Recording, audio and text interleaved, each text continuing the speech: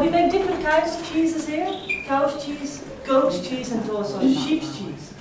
The sheep's milk we get from our own sheep on this farm. We have about 500 sheep in the back, outside of course. The rest of the milk we buy from the farms in the neighborhood. So every morning we start with 300 liters of milk in that container over there. And then we heat the milk up to 30 degrees centigrade. It's an important temperature because on 30 degrees we add this liquid. It's called rennet. It's an enzyme and it makes the milk thick like pudding. It takes about 30 minutes and then the milk is thick enough to slice it. We do that with 3 rotating knives for about 40 minutes. And then the milk separates into whey and curds. And then it looks like this. Tasty, huh? Now 90% is the whey, we give it back to the animals in the food. You can also drink it, it's very healthy, it's really good for your skin when you've got skin problems. But the taste is not so nice.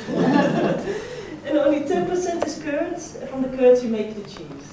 So we need 10 liters of milk, 10 of these, to make 1 kilo of cheese. So we let the whey run out to another container, what's left behind are the curds, and then we put the curds into the model. We fill them just a bit over the top, then this one goes on top, and then we put them here under the press for 2 hours. The excess whey runs out through the holes, and then after 2 hours we can take the cheeses out, and then we put them into the brine bath. It's over there. That's water with 20% of salt, and that's important for the conservation, the taste, and the natural rind around the cheese. 1 kilo of cheese goes in the bath 1 day, 2 kilos, 2 days, 3 kilos. 2 days also. 2 days is the maximum. So and then after that we let the cheeses dry for another 2 days and then we plastify them. And here we do that with liquid plastic and a sponge. We rub it on one side of the cheese, we let it dry, the next day we put it on the other side. And then 4 times on each side to protect the cheese against mold and moisture. So then after 1 month then we start to eat the cheese. Then it's a young and smooth cheese. After 3 months we call it a slightly mature cheese.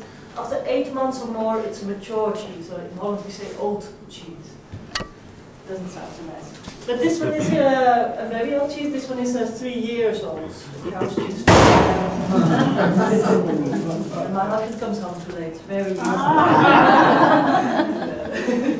This is really nice with some red wine and mustard in the evening. Very strong in taste. This one is a very young cheese, about 1 month old.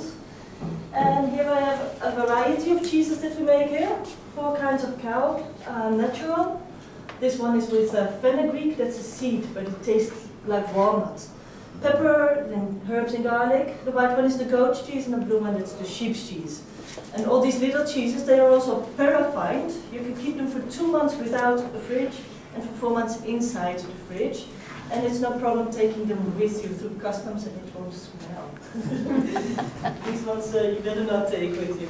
This one is a smoked cheese. First melted, then smoked on willow and pine wood. So then I'll show you where we slice the cheese. We've got one to make thin slices to put the cheese on a sandwich. Like that. There you are. Thank you.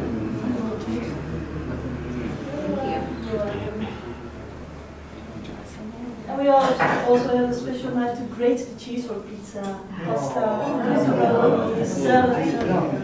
Very easy to do. So thank you very much for your attention. If you come in with me, you can try all the cheeses now.